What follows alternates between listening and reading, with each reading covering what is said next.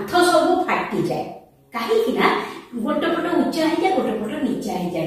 ଆମକୁ କିଛି ଜଣା ପଡେନି, କିନ୍ତୁ କାନ୍ଥ ଫାଟିବା ଦେଖିକିରି ଯୋଉମାନେ କାରିଗର ଲୋକ ସେମାନେ କହିଦେବେ ଯେ ନା ୟାର ମୂଳ ଦୁଆଟା ସମାନ ନାହିଁ।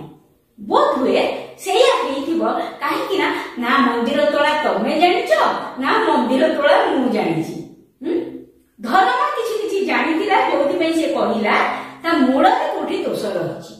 ସେ କଥା ଶୁଣିକିରି ଆଗନ୍ତୁକ ଭାରି ଆଶ୍ଚର୍ଯ୍ୟ ହେଇଗଲେ। ଏ କୁନି ପିଲାଟା ସିଏ କହୁଛି ମୂଳରେ ଦୋଷ ରହିଯାଇଛି। ସେଠୁ ସେ ପଚାରୁଛନ୍ତି ଇଏ କଣ ବିଶୁ ମହାରଣାଙ୍କ ପୁଅ? ମା କହୁଛନ୍ତି ହଁ, ଏଇ ଗୋଟିକ ପିଲା ଭଗବାନ ଆମକୁ ଦେଇଛନ୍ତି।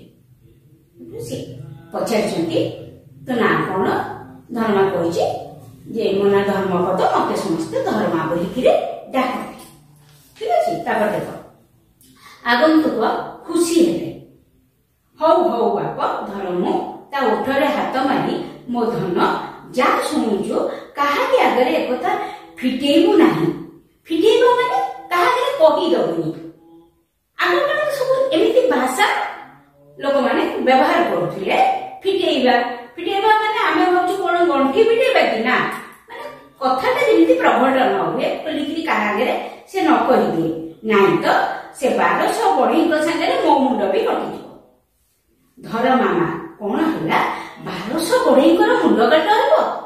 ଆଗନ୍ତୁକ ଧୀର ସ୍ୱରରେ ମହାରାଜା ଯୋଉ ଦିନକୁ କଣ୍ଟ ଦେଇଛନ୍ତି ସେଇ ଦିନ ସୁଦ୍ଧା ଦେଉଳର ଚୁଳି ନ ମାରି ପାରିଲେ ସବୁ ବଢେଇଙ୍କ ମୁଣ୍ଡ କାଟ ହେବ।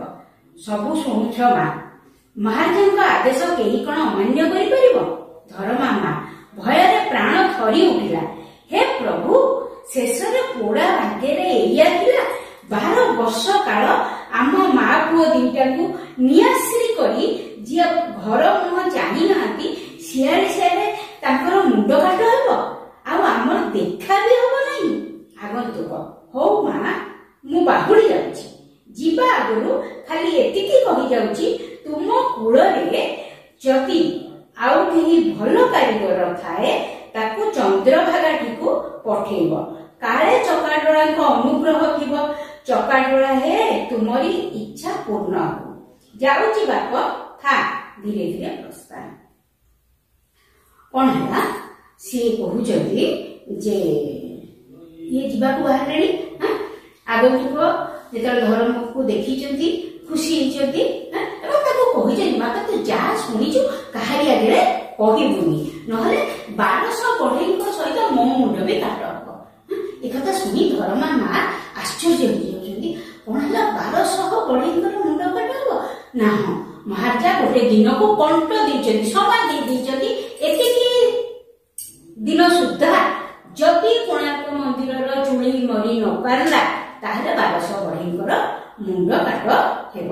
ଏବଂ ସେ କହୁଛନ୍ତି ମହାରାଜାଙ୍କ ଆଦେଶ ସେ ତ ନିଶ୍ଚୟ ପାଳନ ହବ। ଏମିତି କହିବା ବେଳକୁ ମା ବ୍ୟସ୍ତ ହେଇଯାଉଛନ୍ତି। କହୁଛନ୍ତି 12 ବର୍ଷ ହେଲା ଆମକୁ ନିଆଶ୍ରୀ କରିକିରି ଗଲେ। ପିଲେ ନିଆଶ୍ରୀ ଯାହାର ଆଶ୍ରା ନଥାଏ।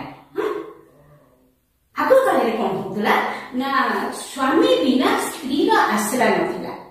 ତାର କାରଣ ହଉଛି ସ୍ୱାମୀ ହିଁ ପଇସା ରୋଜଗାର କରିକିରି ଘର ଚଳାନ୍ତି, ସ୍ତ୍ରୀକୁ ଚଳାନ୍ତି, ପିଲାକୁ ଚଳାନ୍ତି, ସବୁ ପ୍ରକାର ଦାୟିତ୍ୱ ସେ ପରିବାରର ନିଅନ୍ତି। ଯଦିଓ ବର୍ତ୍ତମାନ ସେ କଥା ବହୁତ ବଦଳି ଯାଇଛି। ବର୍ତ୍ତମାନ ସ୍ତ୍ରୀ ଲୋକମାନେ ଚାକିରି କଲେଣି, ଘର ଦ୍ୱାର ସମ୍ଭାଳିଲେଣି, ପିଲାମାନଙ୍କର ଦାୟିତ୍ୱ ନେଲେଣି। କିନ୍ତୁ ସେତେବେଳେ ସେୟା ନଥିଲା। ସ୍ତ୍ରୀ ଲୋକମାନେ ରୋଜଗାରକ୍ଷମ ନଥିଲେ, ଏକମାତ୍ର ପୁରୁଷ ଲୋକ ଯିଏକି ସାରା ପରିବାରକୁ ଚଳଉଥିଲା।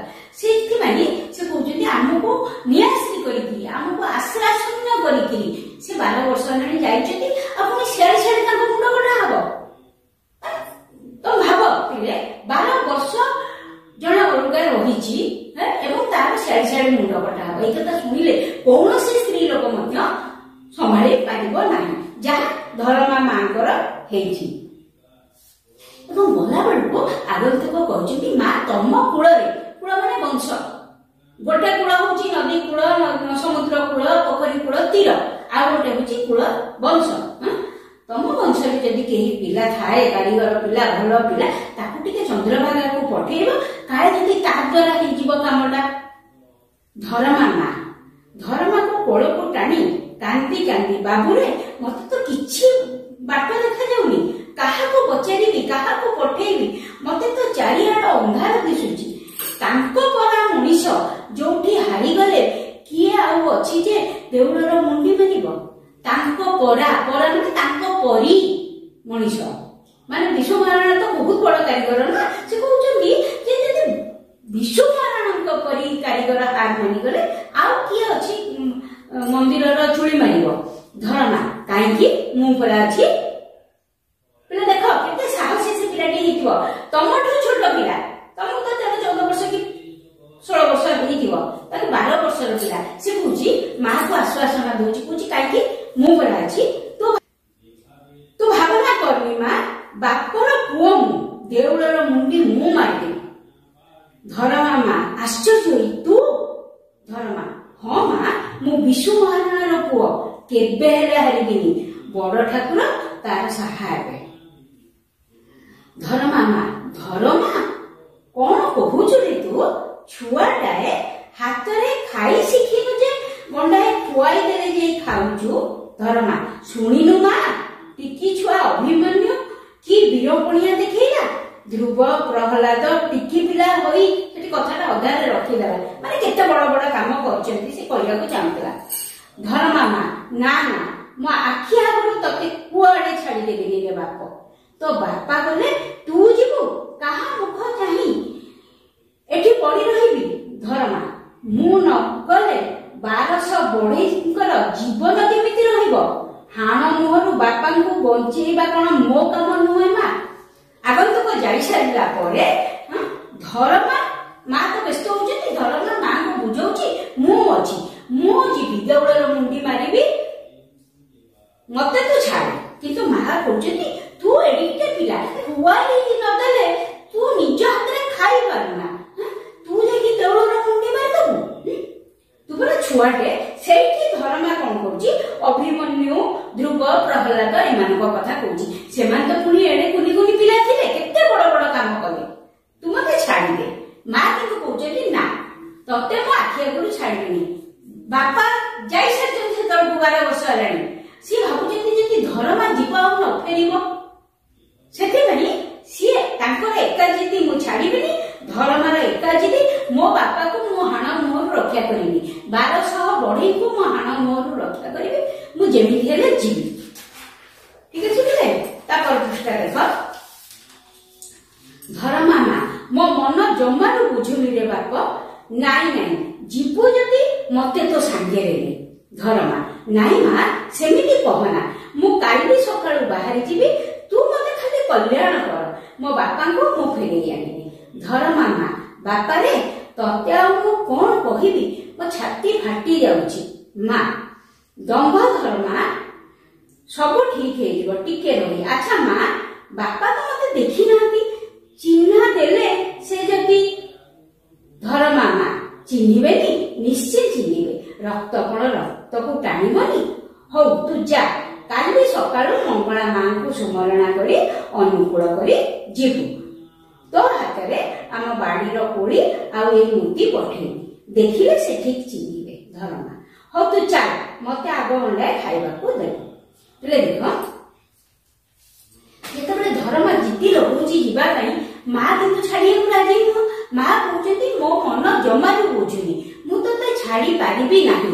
ତୁ ଯିବା କଥା ଭାବିଲା ବେଳକୁ ମୋ ଛାତି ଫାଟି ଯାଉଛି। ସେଠି କଣ ସତକୁ ସତ ତାଙ୍କ ଛାତି ଫାଟି ଯାଉଥିଲା? ଆରେ ସତକୁ ସତ ତାଙ୍କ ଛାତି ଫାଟୁଥିଲା ନା।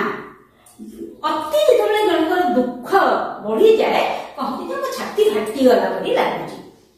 ମା ପୁଅ ଏମିତି ହେଇକିନି ଧରମାର ଏକ ଜିଦି ମୁଁ ଯିବି। ମା କହୁଛନ୍ତି ଯଦି ଯିବୁ ମତେ ତୁ ସାଙ୍ଗରେ ନେଇକିରି ଯା। ନା ନାଇଁ, ମୁଁ ଏକୁଟିଆ ଯିବି। କିନ୍ତୁ ମୁଁ ଏକୁଟିଆ ଗଲେ ଯଦି ବାପା ମତେ ନ ଚିହ୍ନି ପାରିବେ? ସେଠୁ ମା ଦେଖିଲେ ଯେ ଧରମା ଯୋଉ ହିସାବରେ ଜିଦି କରୁଛି, ତାକୁ ଅଟକେଇକିରି କିଛି ଲାଭ ନାହିଁ। ତ ମା କହୁଛନ୍ତି ତତେ ସେ ଚିହ୍ନି ପାରିବେ, ରକ୍ତ ରକ୍ତକୁ ଟାଣିବ, ଅର୍ଥାତ ଯାହାର ଯାହା ସହିତ ସମ୍ପର୍କ ଥାଏ ସେ ତାକୁ ଟାଣି ଆକର୍ଷିତ କରେ ବୋଲିକିରି ଗୋଟେ କଥା ଅଛି ଓଡିଆରେ। ତ ବାପା ତତେ ଚିହ୍ନି ପାରିବେ, ତୁ କହିଛନ୍ତି ହଉ ତୁ ଯା, ତୁ କାଲି ସକାଳେ ମଙ୍ଗଳା ମାଙ୍କୁ ସୁମରଣା କରି ଅନୁକୂଳ କରି ଯିବୁ। ଅର୍ଥାତ ଆମେ ପିଲେ ଯେତେବେଳେ ଘରୁ ବାହାରିକିରି ଯାଆନ୍ତି କୌଣସି ଗୋଟେ ଶୁଭ କାମରେ, ନିଶ୍ଚିତ ଭାବରେ ଆମେ ଠାକୁରଙ୍କୁ ପ୍ରଣାମ କରିକିରି ଯାଆନ୍ତି, ଅନୁକୂଳ କରିକିରି। ତାକୁ କହିଛନ୍ତି ଯେତେବେଳେ ଗୋଟେ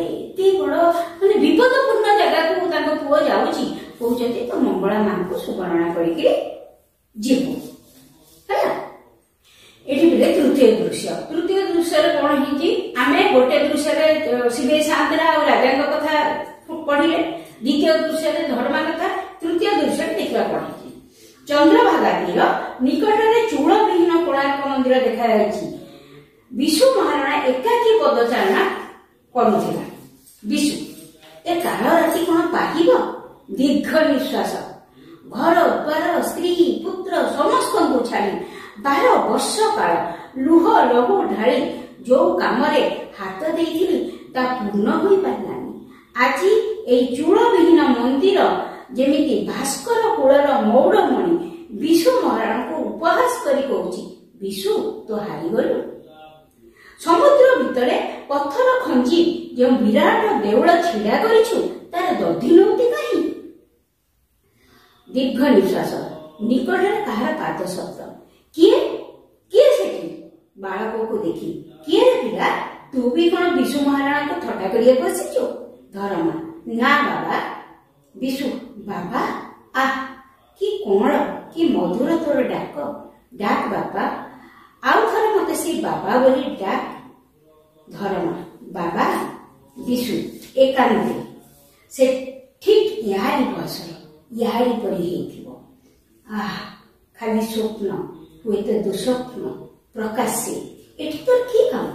ଧରମା, ନା ବାବା, ଏ ଦେଉଳକୁ ଦେଖୁଥିଲି, ସାରା ଦିନ ଖାଲି ଦେଉଳ ଆଡେ ଚାଲି ରହିଛି। କଣ ହେଲା? ତୃତୀୟ ଦୃଶ୍ୟରେ ପିଲାମାନେ ଚନ୍ଦ୍ରଭାଗା କୂଳ ଦେଖଉଛନ୍ତି।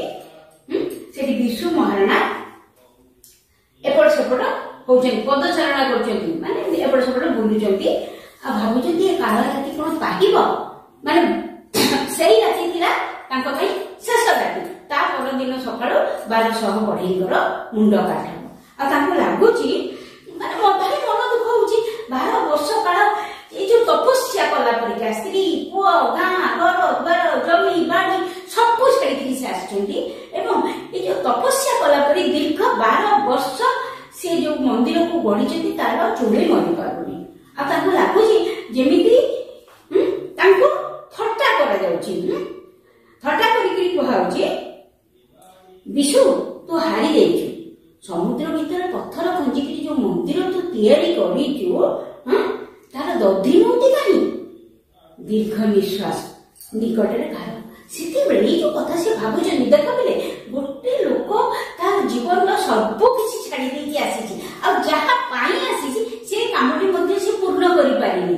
କାଲି ସକାଳୁ ତାର ମୃତ୍ୟୁ ହବ। ଏମିତି ଗୋଟେ ସମୟରେ ସେ ଲୋକର ମାନସିକ ଅବସ୍ଥା କେତେ ଖରାପ ଥିବ। ସେଇ ସମୟରେ ବିଭିନ୍ନ କଥା ଭାବୁଛନ୍ତି ଏବଂ ସେତିକିବେଳେ ତାଙ୍କର କାହାର ପାଦ ଶବ୍ଦ ଶୁଭୁଛି ଏବଂ ସେ ଚାହିଁକି ଦେଖୁଛନ୍ତି ଗୋଟେ ଛୋଟ ପିଲାଟେ। ସେ ପଚାରୁଛନ୍ତି, ତୁ ବି କଣ ମତେ ଥଟ୍ଟା କରିବାକୁ ଆସିଲୁ? ପିଲାଟି କହୁଛି, ନା ବାବା। ସେ ତ ବାବା ବୋଲି କହିଦେଇଛି। ତାଙ୍କୁ ମାନେ କେତେ ମାନେ ମନଟା ଏକଦମ ଶାନ୍ତ ହେଇଯାଉଛି, ଶାନ୍ତି ଲାଗୁଛି ତାକୁ। ସେ କହୁଛନ୍ତି, ତୁ ମତେ ଆଉ ଥରେ ବାବା ବୋଲି ଡାକ ତ। ସେ ତାଙ୍କୁ ବାବା ବୋଲି ଡାକୁଛି।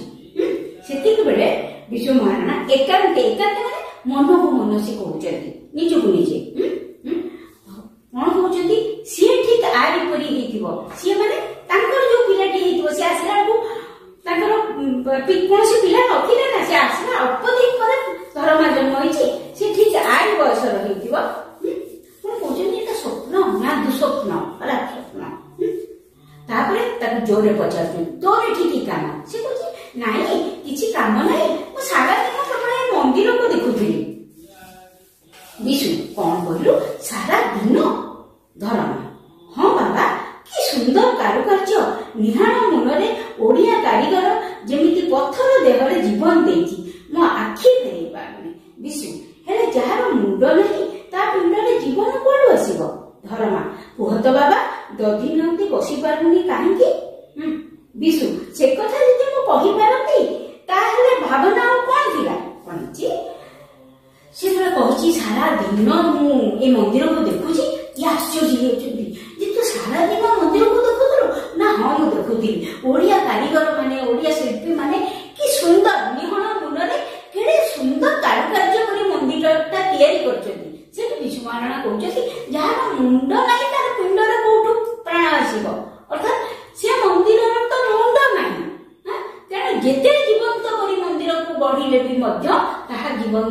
ହବ ନାହିଁ। ସେଠି ଧର୍ମା ପଚାରିଛି କାହିଁକି ଦଧି ନଉତି ବସି ପାରୁନି। ବିଶୁ ମହାରଣା କହୁଛନ୍ତି ଯଦି ସେ କଥା ମୁଁ ଜାଣିଥାନ୍ତି ତାହେଲେ ତ ମୁଁ ମନ୍ଦିରରେ ଦଧି ନଉତି ବସେଇ ଦେଇଥାନ୍ତି। ଧର୍ମା ସତ ଯେ, ହେଲେ ମୁଁ ଭାବୁଛି। ବିଶୁ ତୁ ଭାବୁଛୁ? କଣ ଭାବୁଛୁ? ଏଡେ କପଟେ ପିଲା ତୁ ଫେର। ଧର୍ମା ପିଲା ହେଲେ ବି ମୁଁ ଓଡିଆ କାରିଗର ପିଲା। ବିଶୁ ଧର୍ମକୁ ଭଲ ଭାବରେ ଜାଣେ। ସତେ? ଆଚ୍ଛା ତୁ କଣ ଭାବୁଛୁ ଶୁଣେ। ଧର୍ମା ମୁଁ ଭାବୁଛି ଦେଉଳର ଘନ କେନ୍ଦ୍ର ସହିତ ଦଧି ନଉତି ଗୋଟିଏ ସରଳ ରେଖାରେ ରହିପାରୁନି, କୋଉଠି କିଛି ଗୋଟାଏ ଦୋଷ ରହିଯାଉଛି। ଆଚ୍ଛା ଯେତେବେଳେ ସିଏ କହୁଛି ମୁଁ ଭାବୁଛି, ବିଶୁ ମହାରଣା ତା କଥାକୁ ବିଶ୍ୱାସ କରିପାରୁନାହାନ୍ତି। ସେ ନିଜେ ଏଡେ ବଡ କାରିଗର, ସିଏ ଜାଣିନାହାନ୍ତି ଭୁଲ କୋଉଠି, ଆଉ ଇଏ ପିଲାଟା ଭାବୁଛି। କଣ ଭାବୁଛି? ସେଠୁ ସେ ମନରେ ଗୋଟେ ଦ୍ୱନ୍ଦ୍ୱ ଦେଖି ତାକୁ ପଚାରୁଛନ୍ତି ତୁ କଣ ଭାବୁଛୁ କହିଲୁ?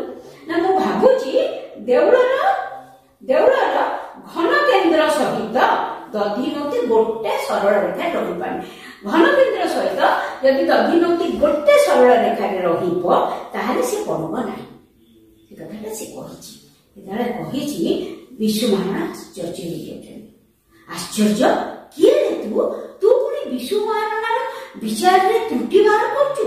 ତୋର ଏଡେ ସ୍ପର୍ଦ୍ଧା। ଧର୍ମା କ୍ଷମା କର ବାବା, କାରିଗର ପିଲା ତ ବେଳେ ବେଳେ ପୋଥିପତ୍ର ଦେଖେ। ବିଶୁ ଅସମ୍ଭବ, ତୁ ଗୋଟେ ମାୟାବୀ, ମତେ ଆଘାତ ଦେବାକୁ ଆସିଛୁ। ଧର୍ମା ମତେ ଆଦେଶ ଦିଅ ବାବା, ଥରେ ଚେଷ୍ଟା କରି ଦେଖେ। ବିଶୁ ନା ବାବା ଡାକି ତୁ ମତେ ଛଳିବାକୁ ଆସିଛୁ। ତତେ ଟିକେ ସ୍ନେହ କଲି ବୋଲି ତୁ ଭୁଲ ଧରିବୁ ମୋର। ବିଶୁ ମହାରଣାର ପୁଣି ଭୁଲ କଣ ହେଇଛି? ବିଶୁ ମହାରଣା ଯେତେବେଳେ ସେ କହିଛି ଘନ କେନ୍ଦ୍ର ସହିତ ଦଧି ନଉତି ଗୋଟେ ସରଳ ରେଖାରେ ରହୁନି ବୋଲି ପଡିଯାଉଛି, ବିଶୁ ମହାରଣା ଆଶ୍ଚର୍ଯ୍ୟ ହେଇଯାଉଛନ୍ତି ଏବଂ ପଚାରୁଛନ୍ତି ତୁ କିଏ? ତୁ କେମିତି ଏତେ କଥା ଜାଣିବୁ? ସେ କହୁଛି ମୁଁ କାରିଗର ଘରର ପିଲା, ଆଉ ମୁଁ ବେଳେ ବେଳେ ପୋଥିପତ୍ର ପଢେ। ମୁଁ ତମକୁ ଏ ଗପଟା କହିଲା ବେଳେ କହିଥିଲି ବିଲେ ଯେ ତା ମା ଯେତେବେଳେ ତାକୁ ବୁଝଉଥିଲେ ବାପା ତ ଦେଉଳ ତୋଳିବାକୁ ଯାଇଛନ୍ତି, ସେତେବେଳେ ସିଏ ଜାଣିନଥିଲା, ଛୋଟ ପିଲାଟେ କହୁଥିଲା ଦେଉଳ କି ଜିନିଷ, କଣ କେମିତି ତିଆରି ହୁଏ। ସେତେବେଳେ ମା ତାକୁ କିଛି ପୋଥି ଦେଇଥିଲେ ପଢିବା ପାଇଁ, ସେଇଥିରୁ ସେ କିଛି ଜ୍ଞାନ ଅର୍ଜନ କରିଥିଲା। ସେଇ କଥା କହୁଛି, ମୁଁ ଯେହେତୁ କାରିଗର ପିଲା ମୁଁ ବେଳେ ବେଳେ ପୋଥିପତ୍ର ଟିକେ ଦେଖେ ଏବଂ ସେଇଥିରୁ ମୋର କିଛି ଧାରଣା ଅଛି। ତମେ ଯଦି ମତେ ଆଦେଶ ଦବ ମୁଁ ଚେଷ୍ଟା କରି ଦେଖିବି। କିନ୍ତୁ ବିଶୁ ମହାରଣା କହୁଛନ୍ତି ନା, ବାବା ଡାକିକି ତୁ ମତେ ଛଳିବାକୁ ଆସିଛୁ, ମୋ ପାଖରେ ତୁ ଛଳନା କରୁଛୁ, ମତେ ତୁ ଥଟ୍ଟା କରୁଛୁ। ତୁ ଏଇଠିଆ ପିଲା, ତୋର ଏତେ ସାହସ, ତୁ ମୋ ପରି ଗୋଟେ ଏଡେ ବଡ କାରିଗରକୁ ପୁଣି ଭୁଲ ଦଉଛୁ, ଭୁଲ ବଚୁଛୁ ମୋର। ଧର୍ମା ମଣିଷର ଭୁଲ ହୁଏ ବାବା, ତୁମ ପାଦ ଧରୁଛି, ମତେ ଖାଲି ଥରେ ସୁଯୋଗ ଦିଅ। ବିଶୁ ନା, କେବେ ନୁହଁ। ଶିଳ୍ପୀ ଗଣଙ୍କର ପ୍ରବେଶ। ପ୍ରଥମ ଶିଳ୍ପୀ ଆରେ ବିଶୁ ଭାଇ, ତୁ ଆସି ଏଇଠି ଆଉ ଭାବିଲେ କଣ ହବ? ଆମ ସାଙ୍ଗରେ ଆଜି ରାତିଟା ସମସ୍ତେ ଏକାଠି ସାଙ୍ଗ ହୋଇ ଖାଇ ପିଇ ଖୁସିରେ କଟେଇବା। ରାତି ପାଇଲେ ତ ମୁଣ୍ଡ କାଟ। କଣ ହେଇଛି? ସିଏ ଜିଦ୍ଦି କରୁଛି ମତେ ଗୋଟେ ଥର ସୁଯୋଗ ଦିଅ। ଇଏ କହୁଛନ୍ତି ନା ମୁଁ ଦେବିନି। ସେ ପୁରା ପାଦ ଧରି ପକଉଛି, ମତେ ଥରେ ସୁଯୋଗ ଦିଅ। ଇଏ କହୁଛନ୍ତି କେବେ ବି ମୁଁ ଦେବିନି। ସେଇ ସମୟରେ କିଛି ଶିଳ୍ପୀ ବା କାରିଗର ଆସି ପହଞ୍ଚନ୍ତି, କହୁଛନ୍ତି ବିଶୁ ଭାଇ ତୁ ଏଇଠି ଅଛୁ, ଆମେ ତତେ କେତେ ଖୋଜିଲୁଣି, ଏତେ କାହିଁକି ଭାବୁଛୁ? ଭାବିଲେ କଣ ହବ? ଆଜି ରାତି ତ ଶେଷ ରାତି, ଚାଲ ଆମେ ସାଙ୍ଗ ହେଇକିରି ଆଜି ସମସ୍ତେ ମିଶିକିରି ଖାଇବା, ଟିକେ ଖୁସିରେ କଟେଇବା। ରାତି ପାହିଲେ ତ ମୁଣ୍ଡ କାଟ। ପିଲେ ଆଜି ଏତିକି ଥାଉ। ପର କ୍ଲାସରେ ଆଉ ଯେତିକି ଅଛି ଆମେ ସାରିବା ଏବଂ ପ୍ରଶ୍ନ ଉତ୍ତର ଆଲୋଚନା କରିବା।